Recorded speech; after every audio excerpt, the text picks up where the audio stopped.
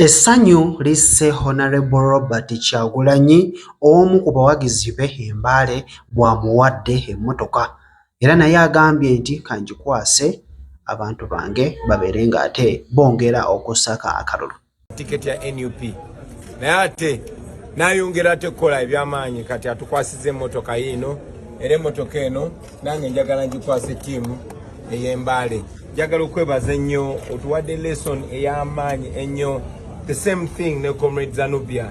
Comrade Zanubia naye yali yesimbyewo n'atafuna tiketi naye yatulabirira yatufumbira emmere ye ne mwami we bali into the struggle not just for positions but for the betterment of Uganda. Era nange njagala bakakasa bannange tugenda mu buyinza. Nze gwe mulaba wano I'm going to be the president of the country. Era tugenda kulembera NNC nammwe. Webale nnyo mwebalire dda muzeeyi webale nnyo webalire dda. Let us do this. Let us do this. Era kikwasiza ddala gwe Zanubia. Takbir! Takbir! Takbir! Takbir! Bana mwebale nnyo mwebalire ddala.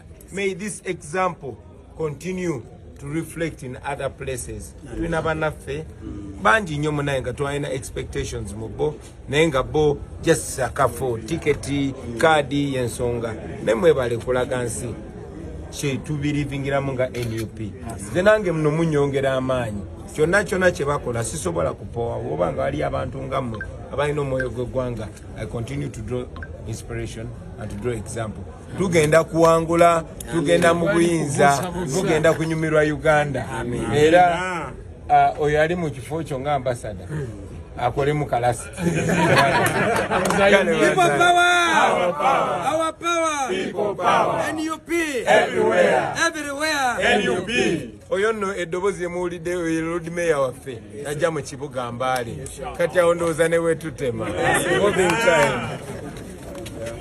Ng'ayolekera Tororo ayongedde maaso okubeera ng'amiitinga abamu ku bayizi n'abeera ng'ate ayongera okuteekamu amaanyi nabo babadde basanyufu nnyo nga buli omu ayagala kubeera ng'amukwatako mu ngalo era gye bakomekkerezza nga beekubisizza akafaananyi.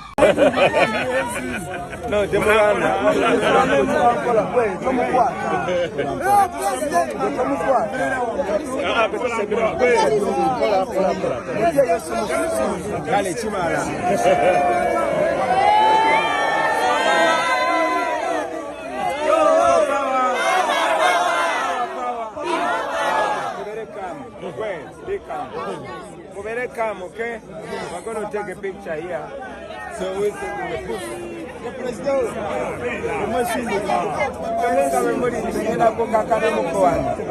All right, people power.